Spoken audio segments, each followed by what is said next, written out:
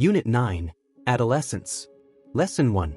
Storms and Stresses of Adolescence. 1. Children must pass through several stages in their lives to become adults. For most people, there are 4 or 5 such stages of growth where they learn certain things. Infancy, birth to age 2, early childhood, 3 to 8 years, later childhood, 9 to 12 years, and adolescence, 13 to 18 years. Persons 18 and over are considered adults in our society. Of course, there are some who will try to act older than their years. But, for the most part, most individuals have to go through these stages irrespective of their economic or social status. 2. World Health Organization, WHO, identifies adolescence as the period in human growth and development that occurs after childhood and before adulthood. This phase represents one of the critical transitions in one's lifespan and is characterized by fast-paced growth and change which are second only to those at infancy. Biological processes drive many aspects of this growth and development, with the onset of puberty marking the passage from childhood to adolescence. The biological determinants of adolescence are fairly universal. However, the duration and defining characteristics of this period may vary across time, cultures, and socioeconomic situations. This period has seen many changes over the past century. Puberty, for example, comes earlier than before, people marry late, and their attitudes and behaviors are different from their grandparents or even parents. Among the factors responsible for the change are education, urbanization, and spread of global communication. 3. The time of adolescence is a period of preparation for adulthood during which one experiences several key developments. Besides physical and sexual maturation, these experiences include movement towards social and economic independence, development of identity, the acquisition of skills needed to carry out adult relationships and roles, and the capacity for abstract reasoning. While adolescence is a time of tremendous growth and potential, it is also a time of considerable risks during which social contexts exert powerful influences. 4. Many adolescents face pressure to use alcohol, cigarettes, or other drugs and to initiate sexual relationships, putting themselves at high risk for intentional and unintentional injuries, unintended pregnancies, and sexually transmitted infections, STIs, including the human immunodeficiency virus, HIV. Many also experience a wide range of adjustment and mental health problems. Behavior patterns that are established during this period, such as the use or avoidance of drugs and taking or abstaining from sexual risk, can have long-lasting negative and positive effects on future health and well-being. As a result, adults have unique opportunities to influence adolescence. 5. Adolescents are different both from young children and adults. Specifically, adolescents are not fully capable of understanding complex concepts, or the relationship between behavior and consequences, or the degree of control they have or can have over health decision-making, including that related to sexual behavior. This inability may make them particularly vulnerable to sexual exploitation and high-risk behaviors. Laws, customs, and practices may also affect adolescents differently than adults. For example, laws and policies often restrict adolescents' access to reproductive health information and services, especially when they are unmarried. In addition, even when services do exist, provider attitudes about adolescents often pose a significant barrier to the use of those services. 6. Adolescents depend on their families, their communities, schools, health services, and their workplaces to learn a wide range of skills that can help them to cope with the pressures they face and make a successful transition from childhood to adulthood. Parents, members of the community, service providers, and social institutions have the responsibility to both promote adolescent development and adjustment and to intervene effectively when problems arise. Lesson 2. Adolescence and some related problems in Bangladesh. 1. Adolescents constitute a nation's core resource for national renewal and growth. Adolescence is a period in life when transition from childhood to adulthood takes place and behaviors and lifestyles are shaped. According to the World Health Organization, WHO, adolescence is the period which shapes the future of girls' and boys' lives. There are more than 31 million adolescents in Bangladesh. 13.7 million of them are girls and 14.3 million boys. 2. The situation of adolescent girls in Bangladesh is characterized by inequality and subordination within the family and society. This inequality leads to widespread practice of child marriage, marginalization or exclusion from health, education and economic opportunities, and vulnerability to violence and sexual abuse. 3. In Bangladesh, the legal age of marriage is 18 for girls and 21 for boys. However, 33% of adolescent girls are married before the age of 15 and 60% become mothers by the age of 19. Research finds that adolescents with higher level of education and from more affluent families tend to marry at a later age. Boys, however, become ready for marriage only after several years of adolescence and young adulthood. 4. When a girl gets married, she usually drops out of school and begins full-time work in her in-laws' household. In the in-laws' house, she is marginalized. She becomes vulnerable to all forms of abuse, including dowry-related violence. In Bangladesh, it is still common for a bride's family to pay dowry, despite the practice being illegal. Dowry demands can also continue after the wedding. For an adolescent bride, even if her in-laws are supportive, there are significant health risks in terms of pregnancy and childbirth. The majority of adolescent brides and their families are uninformed or insufficiently informed about reproductive health and contraception. The maternal mortality rate for adolescents is double the national rate. 5. When adolescent girls are pulled out of school, either for marriage or work, they often lose their mobility, their friends, and social status. The lack of mobility among adolescent girls also curtails their economic and non-formal educational opportunities. Moreover, they lack information about health issues. According to a study, only about 3 in 5 adolescents have even heard of HIV. It is also reported that more than 50% of adolescent girls are undernourished and suffer from anemia. Adolescent fertility is also high in Bangladesh. The contribution of the adolescent fertility rate to the total fertility rate increased from 20.3% in 1993 to 24.4% in 2007. Moreover, neonatal mortality is another concern for younger mothers. 6. While the situation for adolescent boys is somewhat better, many are vulnerable and lack the power to make decisions about their own lives. Many boys who are unable to go to school or are unemployed remain unaware of social or health issues. They are at considerable risk of being drawn into criminal activities. They are also more likely to get exposed to drugs and alcohol. Lesson 3. The story of Shilpi. Shilpi was only 15 years old when she married Rashid in 2008. Marrying off daughters at an early age is a standard practice for many families living in rural Bangladesh. After her wedding, Shilpi joined a local empowerment group that provides adolescent girls with the tools needed to gradually change cultural practices, particularly those pertaining to early marriage and pregnancy. The group's activities include discussions to how effectively change behavior-related reproductive health as well as one-on-one counseling. It also offers peer-to-peer support and life skills training that help adolescents say no to early marriage. The Empowerment Group is one of more than 10,000 groups supported by some local non-government organizations, NGOs, working all over Bangladesh. These NGOs work through Canada's Adolescent Reproductive Health Project, which also aims to increase access to quality health services for adolescents. During one of the group sessions, Shilpi came to understand the potentially harmful effects of early marriage and pregnancy. While maternal mortality in Bangladesh has declined by more than 50% since 2001, the rate remains high with 173 maternal deaths per 100,000 live births in 2017, dropping from 322 in 2001. Girls who get pregnant are at risk of serious health complications.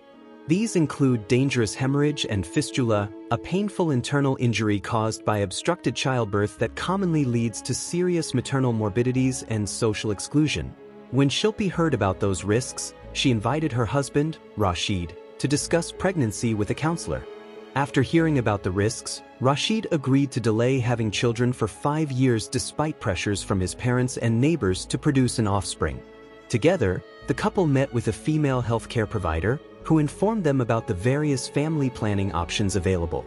Shilpi's mother-in-law and neighbors continued to pressurize the newlyweds. deeply rooted cultural practices and traditions caused a rift between Shilpi and Rashid and their extended family, some of whose members insulted and criticized the couple, unable to convince their close relatives of the risks. Shilpi and Rashid returned to the counselor. They took the help of a parent peer who had been trained to speak to other parents about adolescent issues. Shilpi's mother-in-law and neighbors eventually came to understand the harmful effects of early pregnancy on mother and child. After that, the villagers no longer pressurized the couple. Their parents and neighbors began to support them and speak out against early marriage and pregnancy. Lesson 4. Bullying. The burning issue of bullying. August 2, 2022, 1:18 p.m. In a study conducted in June 2021, it was found that 44.4% of school students in Bangladesh suffered from bullying. Bullying typically refers to deliberate actions or repeated behavior that can be verbal, physical, psychological, or social, which cause a serious extent of intimidation or offense to someone else. Such actions undermine, humiliate, and cause both physical and emotional harm to the subjects. Young students especially tend to be extremely vulnerable to bullying, mainly because many of them are not entirely aware of the concept, that is, victims do not realize that they are being bullied, and bullies do not realize that they are causing harm. In a report by UNESCO published in October 2019, it was shown that 23% of school students in Bangladesh are victims of bullying. In another study conducted in June 2021, it was found that 44.4% of school students in Bangladesh suffered from bullying. These data give us an idea of the prevalence of bullying in our country and how it is becoming a pressing issue by the day. Existing data suggests that 44.4% of school students had experienced bullying victimization. This is comparable to another study, according to a survey report by UNICEF, which included a sample from 122 countries, where 35% of children aged between 13 and 15 years in Bangladesh said they experienced bullying at school. Many children start bullying others without the knowledge of the consequences, not realizing that their actions may be hurtful, as the actions often leave them with a feeling of authority over others. On the other hand, many children suffer from external trauma within their personal lives and tend to normalize crude behavior within themselves, exerting their pent-up frustration on other children. Flipping the coin towards another perspective, many bullies have often been victims themselves. Mostly, bullies go on to suffer negative impacts further down the line. Issues in relationships with friends and family, difficulty coping with varying work environments, anxiety disorders, and many more problems may arise as they transition into adulthood. The victims of bullying, on the other hand, grow up with serious mental health issues, including depression, anxiety, inferiority complex, eating disorders, and loneliness. Moreover, bullied children may also resort to becoming bullies themselves, keeping the cycle going. Moreover, the counseling department of the school could also take initiatives such as organizing workshops, conducting one-on-one sessions, and assigning a monitor among the students who would proactively address uncalled-for situations and inform teachers of them. Schools could also install complaint boxes which students can write to the authorities about any incidents that made them feel uncomfortable. To deal with such situations, students might also adopt a few strategies, such as standing up for each other, facing the bully in a group, and uniting against the bully to tackle him/her. As part of the development measure, they should be trained in groups from an early age to deal with such behavior in a group. Like many other South Asian countries, in Bangladesh, the gravity of sexual harassment in public space has been diluted and almost normalized through calling it eve-teasing. Eve-teasing is just another term for sexual harassment in public space or street harassment in Bangladesh and other South Asian countries. By using a benign word such as teasing to express a behavior that is grossly inappropriate, it reduces the extent of the action. Therefore, we should use the word sexual harassment instead of eve-teasing in order to address this deep-seated problem of our society. Although late, policymakers in Bangladesh are also finally realizing that eve-teasing constitutes sexual harassment. There is no estimate on national prevalence of sexual harassment in public spaces in Bangladesh. However, ActionAid found that 84% of women they surveyed, of 800 women and girls, in 2015 reported experiencing sexual harassment in the public. According to Ain O Salish Kendra, Ask, a legal aid organization, 108 women were sexually harassed in Bangladesh between January and October 2018, of which 8 women attempted suicide, and 7 men were murdered when they protested these harassments. To allow social change regarding sexual harassment to take place in Bangladesh, it is imperative that we as a society listen more to the survivors, rather than blaming them. Starting from school-level interventions, public and private stakeholders must immediately begin to reframe the messaging around socialization of boys and girls and stop the propagation of stereotypical mindset from parents, teachers, and community to their children. 35% of school students experience bullying in Bangladesh. UNICEF. News Desk, bdnews24.com. Published September 6, 2018, 3:27 p.m. BDST. Updated September 6, 2018, 3:27 p.m. BDST. In Bangladesh, 35% students aged between 13 and 15 reported being bullied 1 or more days in 30 days or involved in a physical fight at least once in 12 months in 2014, says a new report. Globally, half of students aged between 13 and 15 worldwide, around 150 million, report having experienced peer-to-peer violence such as physical fights or forms of bullying from their peers in and around school, according to the report released by UNICEF. The report is based on data from the Health Behavior in School-Aged Children, Cross-National Study, and the Global School-Based Student Health Surveys. The data include 122 countries, representing 51% of the global population of children between 13 and 15. The report finds that students experience other forms of violence at school, such as attacks in classrooms or physical punishment by teachers.